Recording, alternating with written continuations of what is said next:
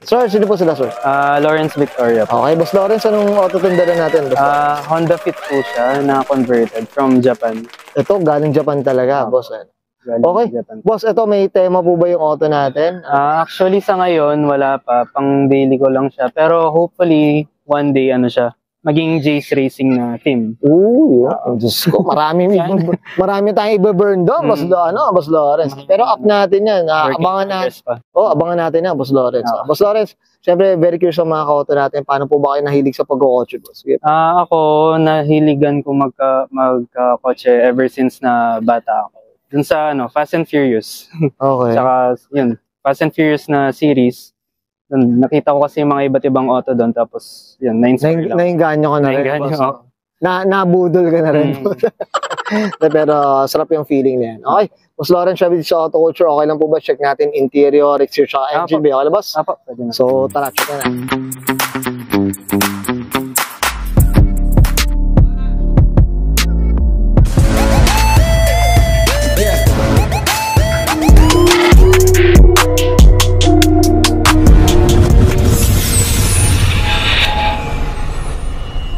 Tough long battery.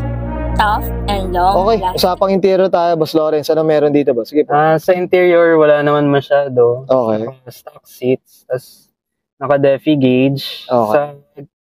Sa gauge ko dito, napalitan na siya. Naging Opetron gauge na. Hindi na siya yung kagaya ng mga sa stock. Yan. Tapos, steering wheel. Okay. Yun lang. Head unit. Head unit. Tsaka air Spencer. Yun talaga kailangan, boss. Parang laging amoy fresh. Yun. Yan ang kailangan, boss. Ito, boss, talagang nung nakuha mo to, is converted na siya o ikaw pa nagpa-convert, boss? Nung nakuha ko siya, converted na siya. Converted na siya. No idea kung saan nagpa-convert yung unang naka-acquire. Okay. Pero malinis, boss, no? Malinis naman. Diba? Kumbaga, may iba kasing pagka-convert medyo hindi, diba? May obvious. Mga rin. Diba, obvious yung pagka-convert niya. Pero ito, guys, no? May maayos yung pagka-convert na ito. Yan.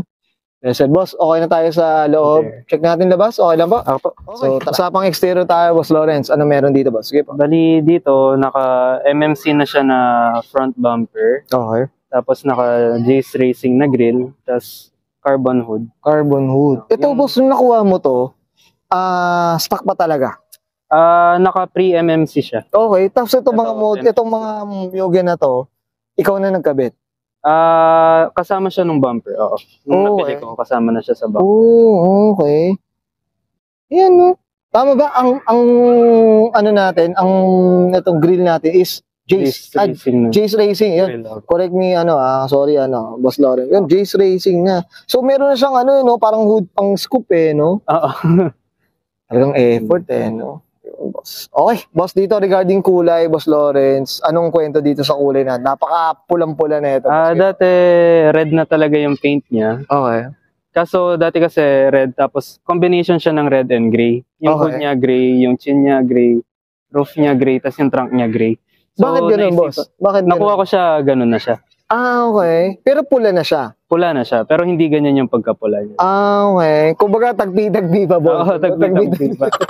Sa ngayon, parang nagsettle ako na mas maganda kapag isang color na lang. Oo nga, pulang-pula. Palit lang talaga ako ng carbon hood.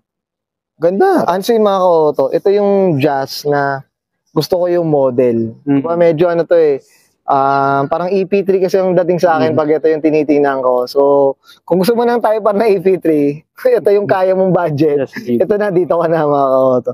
Boss, usapang mags, anong kwento natin dito? Bali yung mags, halos kakakuha ko lang rin. Mga 3 months na siguro sa akin. Okay. Na slipstreams, pero Regamaster na. Oo, Regamaster na. Tapos yung tires ko, Advan Fleva na 205-55 series. Okay. Boss, magkano presyo ng Advan Fleva natin? Nakuha ko siya noon, not mistaken, nasa 28 or 30 rin. Pero ano siya, brand new nung nakuha? Brand new po. Brand new grabe. Boss, anong feeling na may brand new gulong? Hindi ko kasi naranasan, sir. Malaki naman yung difference. Tsaka, iba pa rin talaga kapag... Tsaka... Sarap din talaga na bagong gulong, boss. Tama ba? Alam mo yung parang mga ka-auto, ang feeling mo talagang safe na safe ka. Hindi ka mabubutasan. Tama ba? Boss, ito regarding sa kulay, sino nagpintura na ito, boss? Curious ako, boss. Taga sa amin siya, kung sa Dao, Mabalacat, si John Marinas. Medyo sikat na rin siya na pintor doon. Maganda. Maganda ang mga ka-auto. Malinis ang paggagawa na ito. Boss, dito tayo sa gilid. Ano meron natin dito? Sige po. Sa gilid, not sure kung anong pa to. Mukhang pre-MMC na pa rin to. Tong skirt. Okay. Hindi pa kasi, nag-ano pa kasi ako. Nag-aaral pa. Work in progress pa. Pero soon, sana. Comment down below kayo mga kauto dito sa video na ito ni Boss Lawrence. Ayan, boss, ano ba? Tinted sila? Ano ba? Naka-bluish tint na X-Films. Sige, ayan. Sige, boss, dito tayo sa likod. May nakikita akong dito. Kakaiba. Sige, boss, ano meron? Sa likod naman, pinalitan ko na yung taillight niya. Kasi ko na taillight. Dati yung stock lang kasi. Na smoke taillight. Okay. Tapos yung spoiler, nakuha ko na yung unit ko na nakaganyan na spoiler. Okay. Not sure kung anong klaseng pero spoiler. talagang mga tagang Banjas no? Oo. Naka-carbon sticker lang siya. Pero nung chinek ko naman, carbon naman talaga. Pero faded nga lang. Kaya siguro pinaka-carbon wrap. Wala pa kasi akong kilalang nagre-restore ng carbon. Ayan, tulungan natin to, mga auto si Boss Lawrence. Ayan. Tapos sa likod naman, syempre, nung kuha ko ng auto, gusto ko maging iba siya. Okay. Ewan ko, ba't palagay ako ng speedo? Gusto ko lang kasi, kapag bago kasi sa pag-auto, kung ano-ano na lang na... Ano yung boss? Guilty tayo dyan, mga auto. I'm sure, Boss Lawrence, walang problema dyan. Mga auto, alam natin lahat tayo nagsisimula sa sa kabit-kabit, boss. So, hindi natin may iwasan na. Pero, yan yung stepping stone ng pagiging car enthusiast. So, sobrang excited kung ano lang gusto mong pwedeng ilagay. Pero, boss, ang mga auto, nag-ganito ako sa EG ko. Nag-ganito ako. Yun. Okay. Yan.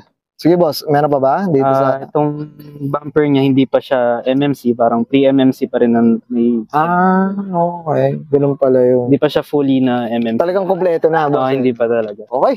Boss, okay na tayo dito sa labas. Check natin makina, boss. Okay lang? Okay. Usapang engine bay tayo, Boss Lawrence. Ano meron dito, boss? Sige po. Bali sa engine bay, wala naman masyado. Stock lang na L13 engine. Tapos intake ng exhaust drift. Nakuha ko na rin siya nakaganyan. Pati ito yung na rin. tambutso pala, exhaust drift. Okay. Ito mga ka-auto, may nakita ako dito na talagang Japan talaga to. Tingnan niyo mga ka-auto. Meron siyang VINTAG, guys.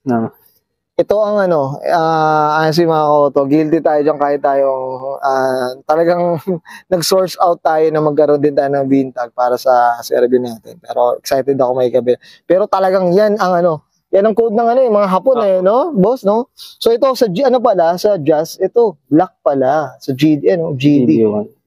Grabe. Barita ka tong Hapon no? Kakaadik.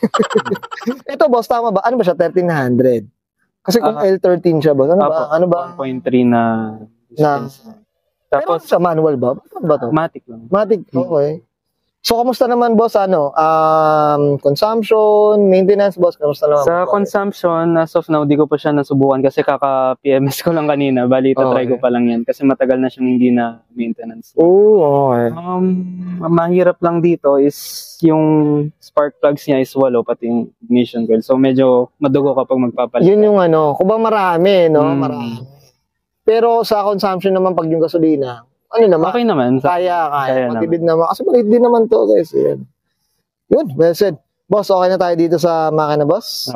Ayan, guys, nakita natin interior, exterior, engine bay. Siyempre, usapang Honda Jazz GD. Dito tayo, Boss Lawrence Victoria. Boss Lawrence, shoutout na tayo, boss. Sige po.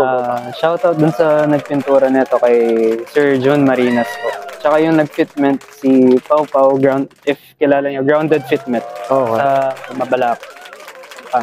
Siya yung nag-fitment na. Yun. Sige, boss. Sino ba bang natin? Partner natin, boss. Baka may partner. Ay, girlfriend ko na napaka-supportive. Yun, Up tayo dyan kay partner. Late na. Kasama pa rin. Sinamahan ko. Sige, boss. Ano ba? Meron pa? Okay na po. Okay na, boss. Okay. Sige, sabahin na Sir Lawrence Victoria Paso 2001 Honda Jazz GD variant. And this is Auto Culture. Even when you feel low, you can still go. Even when you feel slow, you can still go. Even when there's no hope, you can still go. I never answer to no, man, I still go. Go, go, go, go, go, go, go, go, go, go, go, go, yeah, go, go, go. Hustle hard, hustle every single day. I'll be making moves till I'm buried in my grave. To the system, I don't wanna be a slave. I've been doing shit my way, or the highway. And in the driveway is a nice range, cause I grind through the climb, I invite pain. You'll never hear me, bitch, nah, I don't complain. Just gotta flip the switch and you can go and obtain anything